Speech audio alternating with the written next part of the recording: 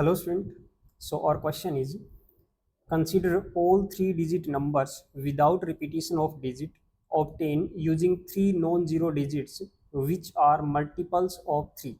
Let S be their sum. Which of the following is or are correct? Statement 1 is S is always divisible by 74. Statement 2 is S is always divisible by 9. So student ये question UPSC सी set 2020-21 का PYQ है।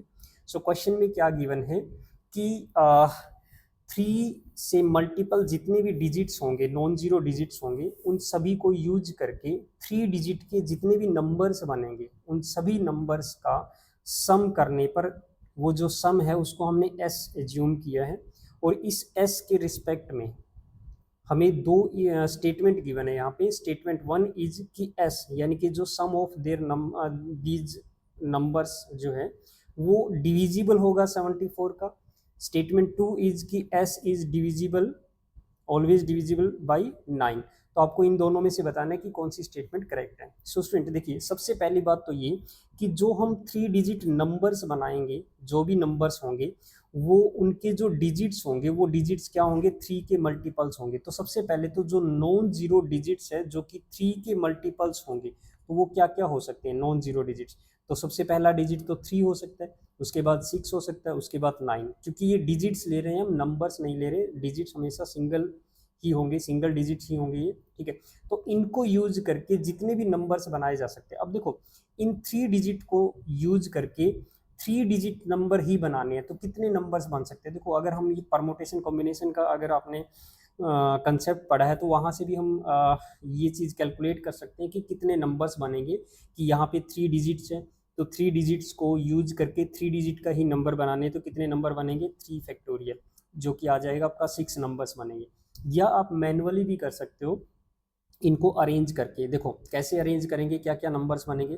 देखो सबसे पहला जो number बनेगा वो क्या बन सकता है, 3, 6, 9। अब देखो 3 को मैं एक जगह यहीं पे रखूंगा, बस इनको इंटरचेंज कर देते हैं, 6 9 की बजाय 9 6 कर देते हैं। देखो ये 2 नंबर तो ये बन गए।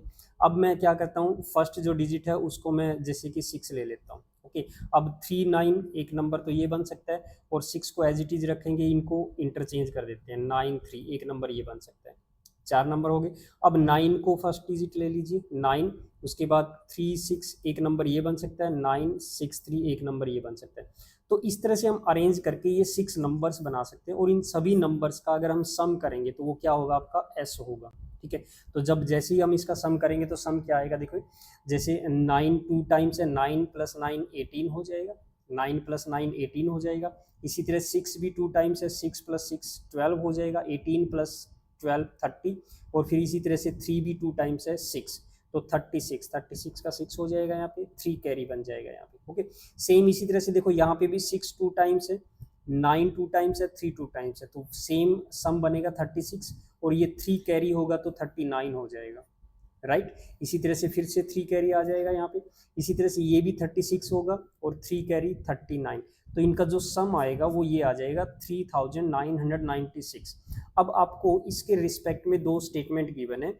कि पहली जो स्टेटमेंट है वो क्या है कि ये जो एस है यानी कि 3996 जो है वो 74 से ऑलवेज डिविजिबल रहेगा, यानी कि एस जो है वो ऑलवेज डिविजिबल होगा 74 से। तो आप इसको डिवाइड करके देख सकते हो, यहाँ पे 3996 को अगर आप 74 से डिवाइड करोगे तो ये एग्जैक्टली डिविजिबल हो जाएगा, ठीक है। तो मतलब पहली स्टेटमेंट तो आपकी करेक्ट है। सेकंड स्टेटमेंट अगर आप इसको 9 से डिवाइड करके देखते हो, जैसे 9 से डिवाइड करते हो तब भी ये डिवाइड हो जाएगा, क्योंकि देखिए यहाँ पे 3 + 6 9 9 9 यानी कि 27 सम ऑफ डिजिट आ जाएगा। और 9 का जो डिविजिबिलिटी रूल है वो यही है कि सम ऑफ डिजिट अगर 9 से डिविजिबल है तो ये नंबर भी 9 से डिविजिबल हो जाएगा।